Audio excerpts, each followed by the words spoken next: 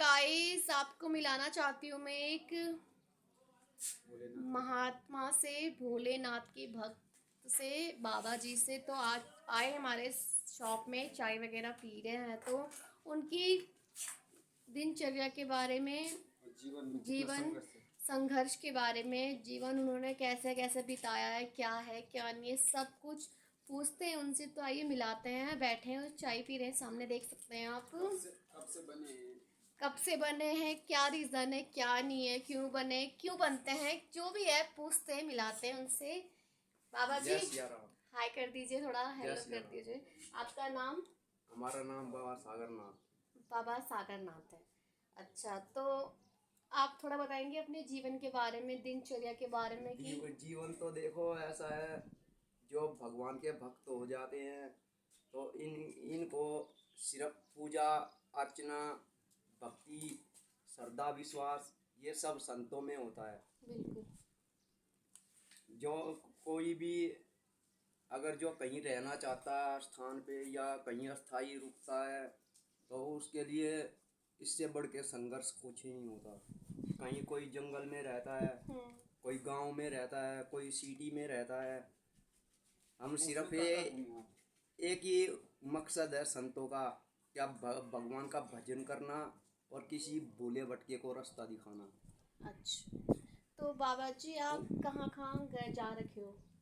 मैं सब जगह घूमता हूँ, हिमाचल, कुमाऊँ, महाराष्ट्र, गुजरात, तमिलनाडु,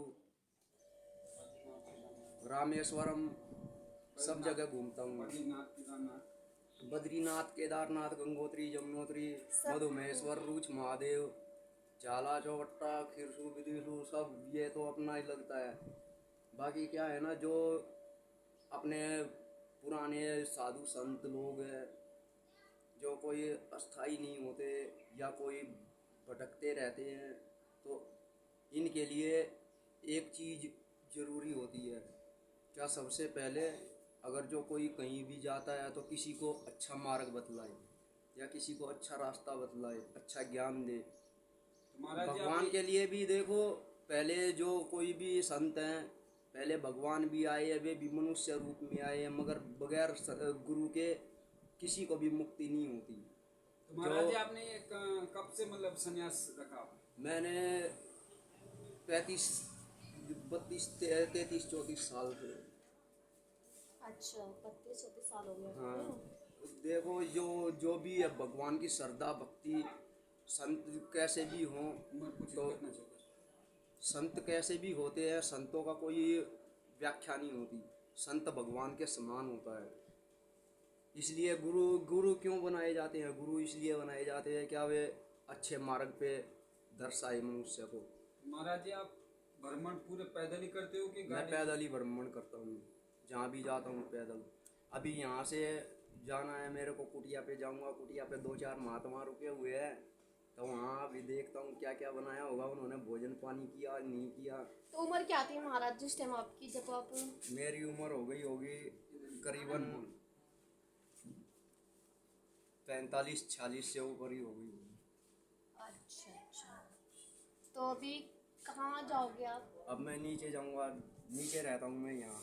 ब्याज चटी? नहीं, ब्यास चट्टी के इधर गदेरे में। अच्छा अच्छा, पंतगांव। पंतगांव में? अब यहाँ से देखो कोई भी है, साधु संत भगवान कहीं भी हर जगह स्थित भगवान है।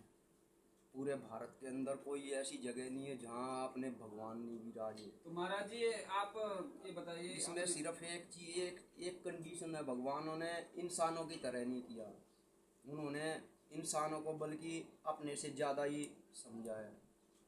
संत महात्मा, भगवान, देवी देवता, इष्ट पितर, ये सब माननीय है मनुष्य के। बिल्कुल।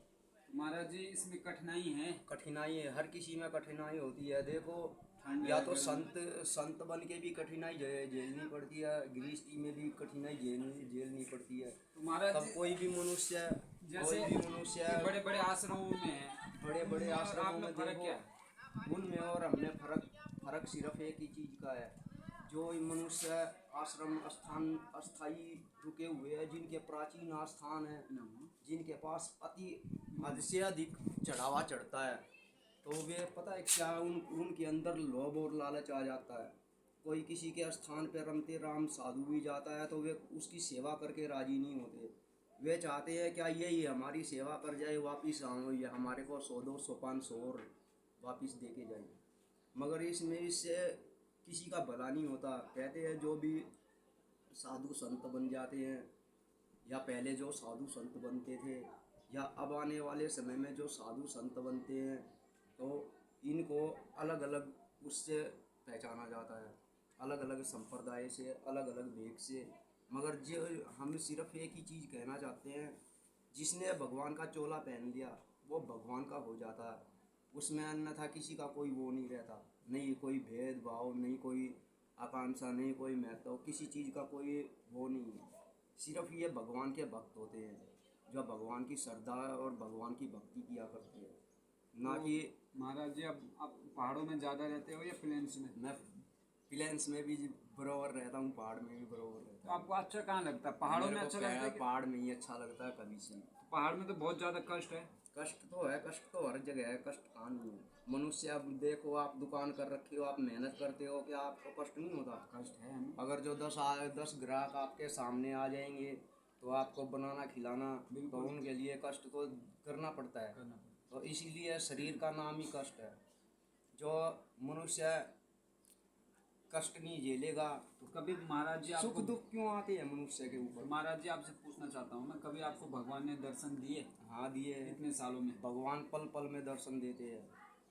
आपकी अगर जो इच्छाएं पूरी करती हैं। इच्छाएं पूरी करते हैं, अगर जो सच्चे मन से सच्ची भावना से रहता है तो भगवान हमेशा साथ रहते हैं। ना कि भगवान, अब आप पूछना चाहते हो कुछ पूछिए। भगवान तो यही है, जो भी मनुष्य कुछ भी कोई भी कार्य करता है तो भगवान इससे क्या किसी से रुष्ट हो जाते हैं, तो भगवान किसी पे प्रसन्न हो जाते हैं। अब मनुष्य कर्म करता है, कोई अच्छे कर्म करता है तो कोई बुरे भी कर्म करता है, ना कि सभी एक जैसे कर्म करते। अब विधाता ने तो देखो कर्मों का फल मनुष्य तो करके मर जाता है, मगर शरीर ही तो मरता है, आत्मा को कहाँ मारता मनुष्य। कर्म के जो दंड होते हैं वह आत्मा को भुगतने पड़ते हैं। हम तो सिर्फ एक ही बात कहना चाहते हैं, भगवान की भक्ति करो, उससे बढ़ के कुछ नहीं है इस संसार में, क्या ब्रह्मांड में। शांति जरूर मिलेगी आपको। शांति भी मिलेगी और आपको सुख भी मिलेगा। यही हमारा परिचय है। जय भोलेनाथ, जय सिया राम। कान्हा नागराजा की। तो दोस्तों देखा आपने, मैंने अभी आपको बाबा जी के दिनचर्या के बारे में बताया कि उन्होंने कितने कष्ट जिनसे अपना जीवन व्यतीत किया। बड़ी कठिनाई होती है दोस्तों ऐसे ही हालत में पूरा भ्रमण करना, जो भी ठंड गर्म नहीं देखना है, तो बरसात हो चाहे कैसा भी मौसम हो, उनका वो अपनी श्रद्धा भगवान के प्रति इतनी श्रद्धा है उनकी, तो का भगवान जी होंगे उनके साथ, ये तो मानना ही पड़ेगा भाई, है ना। जब घर बार माँ बाप भाई बहन सब कुछ छोड़ दिया इंसान ने तो फिर क्या रह जाता है? बिल्कुल उनकी सारी इच्छाएं पूरी होंगी और उनको भगवान जरूर मिलेंगे। तो ये ब्लॉग में महाराज जी के ही नाम से डालूंगा, तो महाराज जी ने अपने नाम तो बताया नहीं। हमारा नाम बाबा सागरनाथ जी। ओके, तो बाबा जी का नाम है सागरनाथ जी, इनसे मुलाकात हुई, तो ये ब्लॉग यहीं पे एंड।